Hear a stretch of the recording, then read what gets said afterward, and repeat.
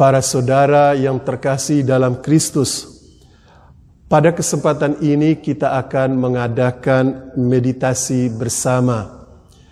Saya ingin memulai meditasi bersama kita ini dengan membacakan Injil Santo Yohanes. Dalam nama Bapa dan Putera dan Roh Kudus. Amin. Tuhan sertamu dan sertamu juga. Inilah Injil Yesus Kristus menurut Santo Yohanes. Terpujilah Kristus.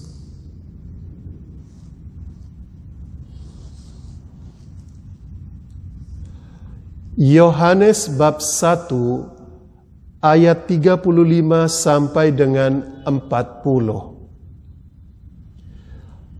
Pada keesokan harinya, Yohanes berdiri di situ pula dengan 2 orang muridnya.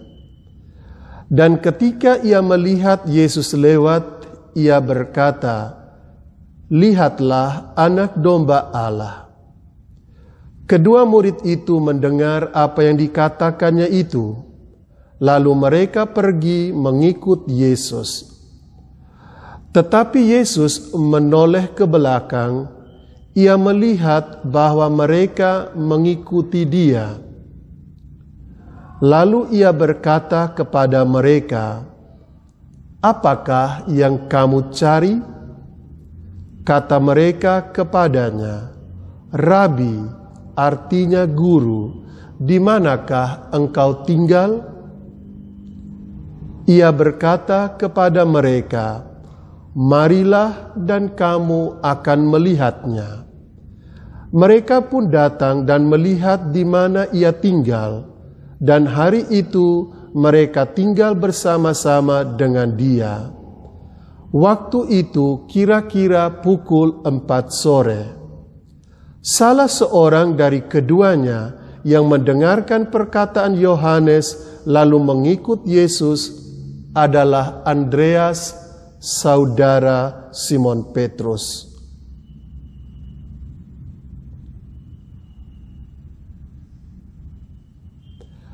Demikianlah Injil Tuhan.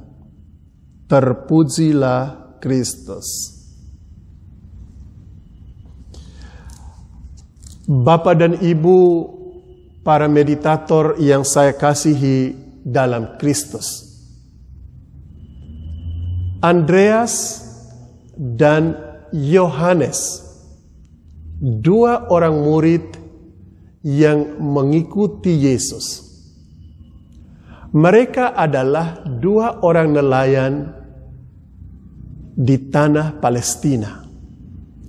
Mereka kemudian pergi ke timur, menyeberangi Sungai Yordan untuk ketemu seorang yang pada saat itu sudah mulai dikenal orang. Seorang yang dikatakan berpakaian bulu unta, rambut panjang, jenggot panjang, yang makanannya madu hutan. Itulah Yohanes Pembaptis. Dan 2 orang murid ini, Yohanes dan Andreas, mereka pergi ke timur menyeberangi Sungai Yordan untuk ketemu Yohanes Pembaptis. Dan di sana mereka kemudian bertanya, "Apakah engkau yang kami nantikan itu?" Yohanes Pembaptis seorang yang sederhana, seorang yang rendah hati. Dia berkata, "Bukan aku. Baiklah kita sabar. Dia yang kita tunggu akan datang." Beberapa waktu kemudian, ketika Yohanes berdiri di situ, di tempat yang sama, dan ditemani oleh 2 murid itu, Andreas dan Yohanes, tiba-tiba Yesus lewat. Yohanes berkata kepada mereka, "Lihat, itulah anak domba Allah." Yohanes dan Andreas kemudian mengikuti Yesus dari belakang setelah mendengarkan kata-kata Yohanes Pembaptis. Ketika Yesus sadar bahwa dua orang ini mengikuti dia dari belakang, Yesus bertanya, apakah yang kamu cari? Dan Yohanes, dia kemudian menjawab, Guru, di manakah engkau tinggal? Injil berkata, mereka kemudian ada bersama dengan Yesus sampai pukul 4 sore. Para saudara yang saya kasihi dalam Kristus, sejak zaman dulu, sejak zaman Perjanjian Lama, orang selalu pergi ke timur. Pergi ke timur untuk mencari kebijaksanaan dan pencerahan rohani.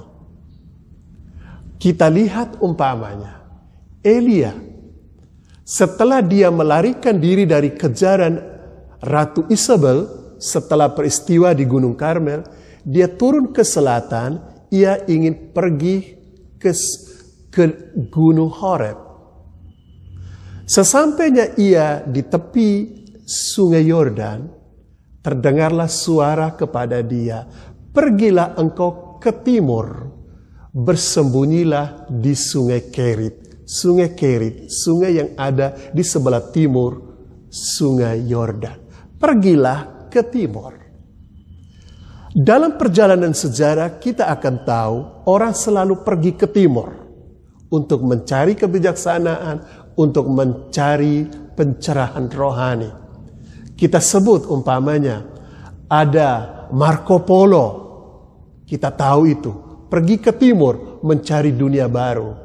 Kita tahu juga Franciscus Xaverius, Yesuit pertama yang pergi ke timur mewartakan kabar gembira. Kita tahu juga Yesuit lain yang pergi ke timur untuk mewartakan kabar gembira ini, Matteo Ricci.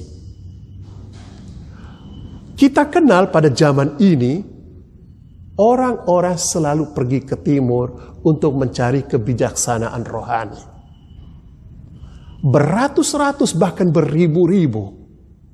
Kita ingat dalam kisah hidup John Main. Dia bertemu dengan seorang anak muda yang bertanya kepada dia tentang mistik Kristiani. Ketika John Main menjadi kepala sekolah di SMA St. Anselmus, Washington DC. Anak muda ini adalah seorang anak muda yang baru pulang dari timur. Pencarian kebijaksanaan, pencerahan rohani selalu dihubungkan dengan timur. Maka orang pergi ke timur. Pada abad keempat, ada seorang pemuda kaya raya namanya Yohanes Cassianus. Dia lahir hidup di Dalmatia yang sekarang diperkirakan daerah Rumania. Dia bersama dengan temannya Germanus, mereka pergi ke timur. Mereka pergi ke Bethlehem dan tinggal di sebuah biara kontemplatif di tempat itu.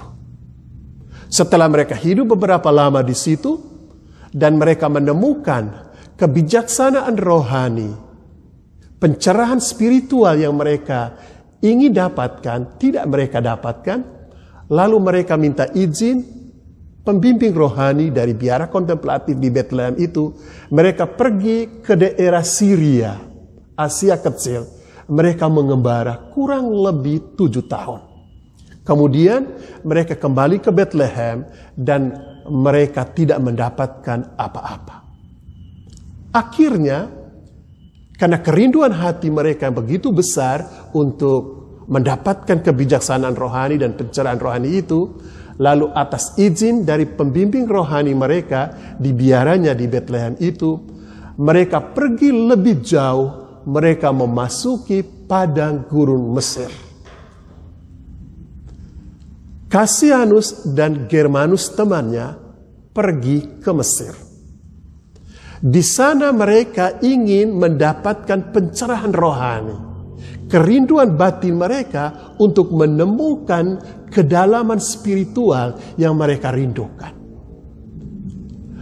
Di sana, di padang gurun Mesir itu, diperkirakan mereka bertemu dengan 15 aba pertapa padang gurun yang terkenal bijaksana, tua, dan suci. Kurang lebih sekitar 15 aba mereka jumpai. Mereka melakukan percakapan-percakapan, wawancara, dan mencoba menemukan jawaban atas apa yang mereka cari dari para aba itu. Salah satu yang terkenal yang diperkirakan menjadi guru yang cukup berpengaruh terhadap pikiran Yohanes Cassianus adalah Evagrius Ponticus, seorang pertapa cerdas cendekia padang gurun pada masa itu.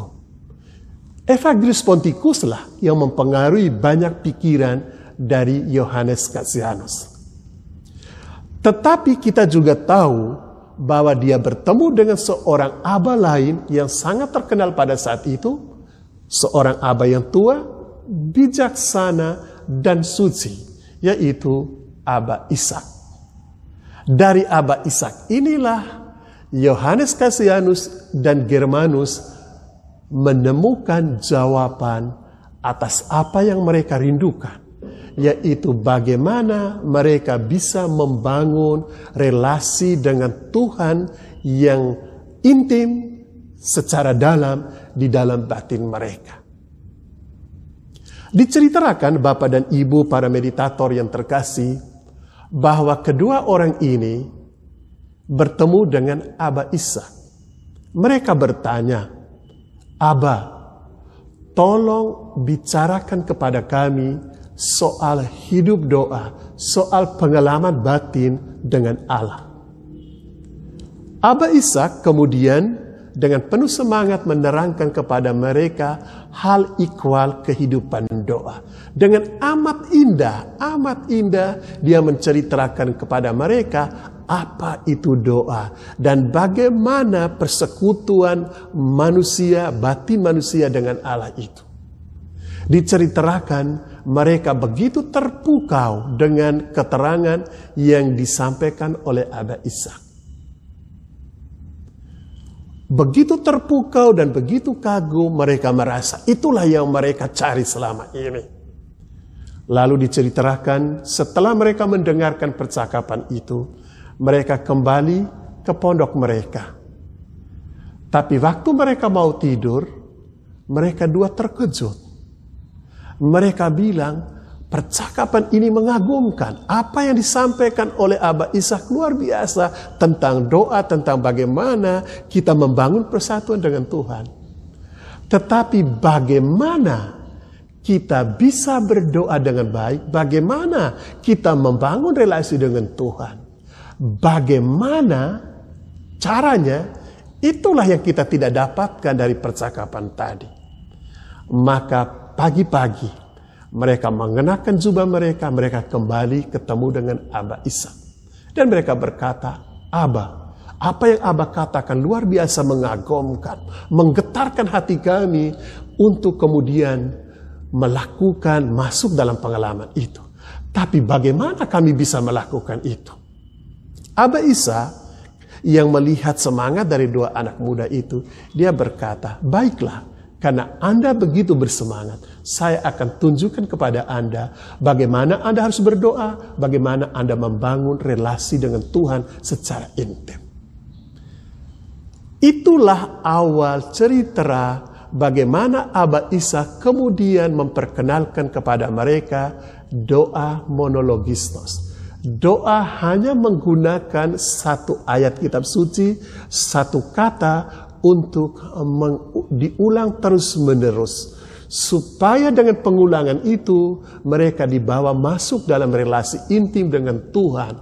Tuhan yang ada di dalam batin.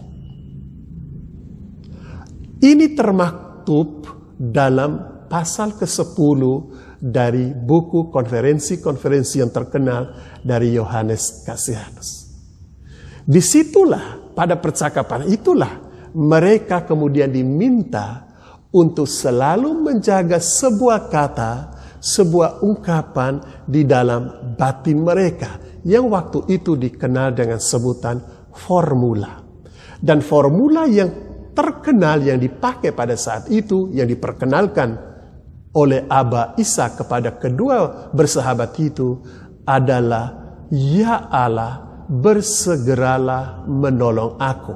Yang diambil dari Mazmur 70 ayat 2.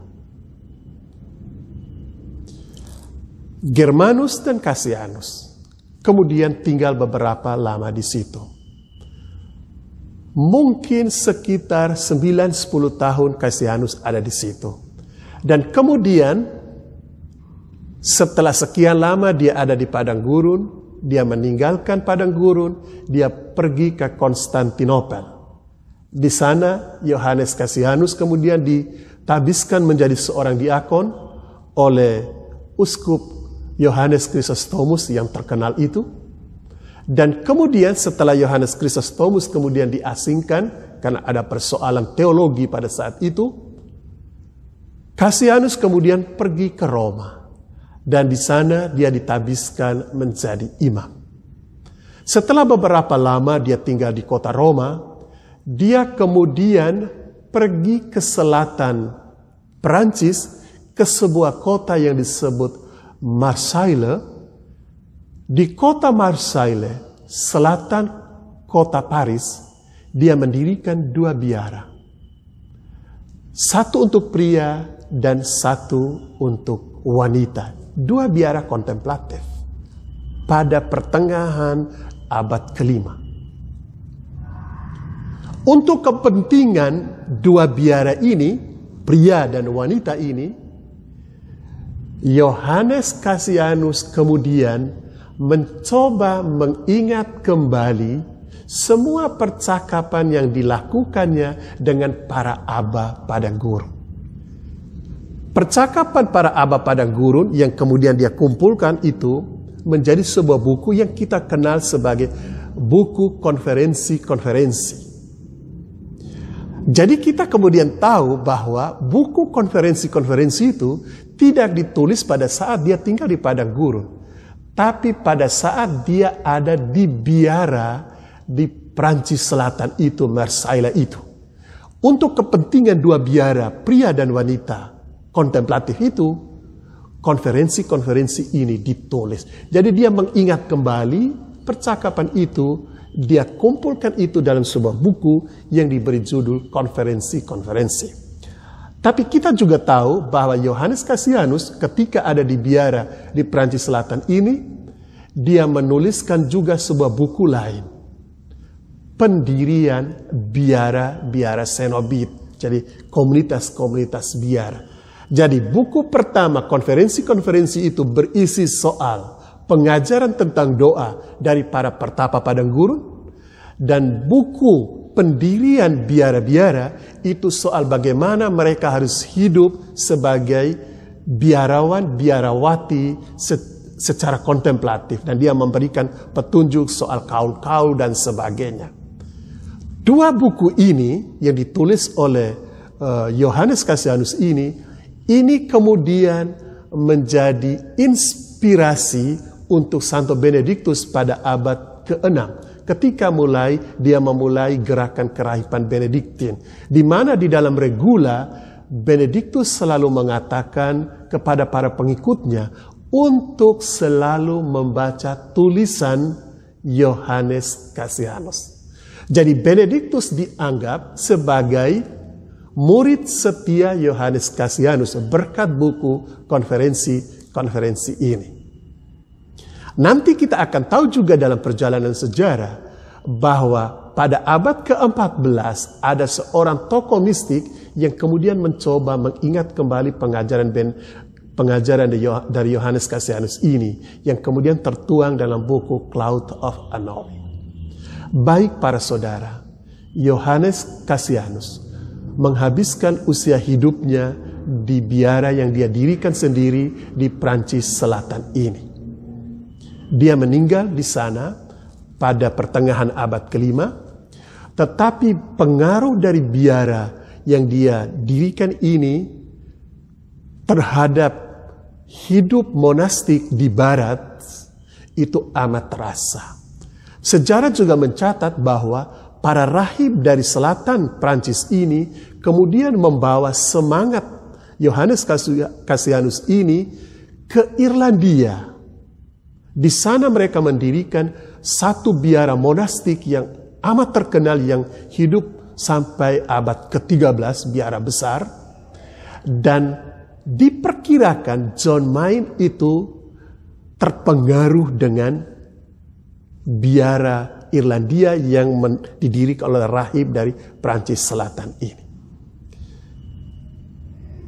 Kalau kita boleh menyimpulkan apa pesan Yohanes Cassianus untuk kita, ialah bahwa Yohanes Cassianus adalah seorang pencari sejati. Seorang yang selalu mencari untuk menemukan Tuhan. Ketekunan, keberanian dia untuk mencari sampai menemu, itulah saya kira pesan rohani yang bisa kita tangkap dari kisahnya.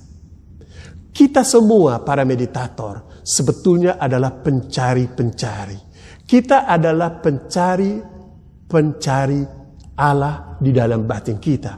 Ketika kita bertekun, spirit dari Yohanes Cassianus ini resap masuk ke dalam batin kita. Yohanes Cassianus, dia meninggalkan kampung halamannya Dalmatia, Rumania. Dia pergi ke timur untuk mencari kebijaksanaan rohani, untuk mencari perjumpaan dengan Allah. Di timur, sang fajar, sang timur, Kristus mereka jumpai setelah mereka mencarinya. Amin. Bapak dan Ibu, para saudara yang terkasih dalam Kristus, demikianlah sekilas kisah hidup Yohanes Cassianus dan pengaruhnya untuk hidup membiara dan juga untuk kita para pelaku meditasi Kristiani. Sekarang kita akan masuk dalam meditasi. Duduklah dengan tenang para saudara. Duduklah dengan punggung tegak setegak mungkin. Kita buka meditasi kita dengan doa.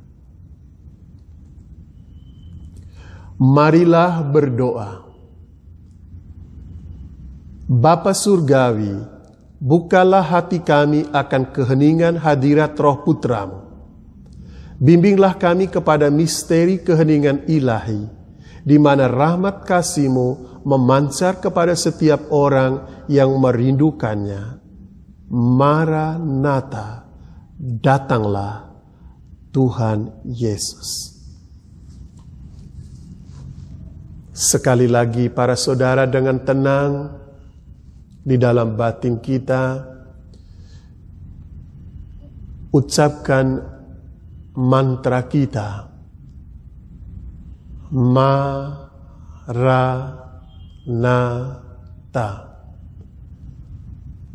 Maranatha. Amin.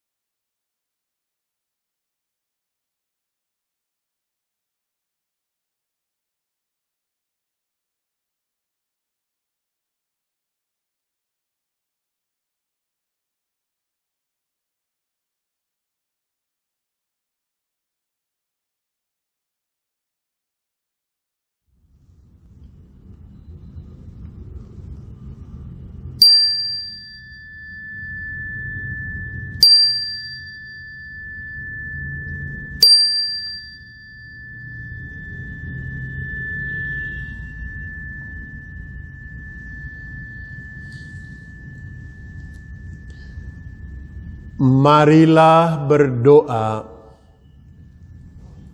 Semoga kelompok meditasi ini menjadi rumah spiritual yang sejati bagi yang mencarinya. Semoga keheningan ini menjadi kekuatan untuk membuka hati kami semua kepada citra Allah, sehingga dengan demikian kami saling mengasihi, mengalami damai, berlaku adil, dan menjadi manusia yang bermartabat. Semoga keindahan kerahiman ilahi memenuhi setiap hati kami yang berdoa di sini dengan harapan dan kegembiraan. Semoga kami yang berdoa di sini dikuatkan oleh Roh Kudus untuk melayani semua yang datang dan menerima mereka sebagai Kristus sendiri.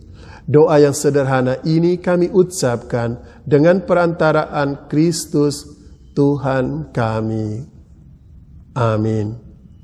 Tuhan sertamu dan sertamu juga. Kita semua diberkati Allah yang Maha Kuasa, Bapa dan Putra dan Roh Kudus. Amin. Dengan demikian meditasi kita pada kesempatan ini sudah selesai. Syukur kepada Allah.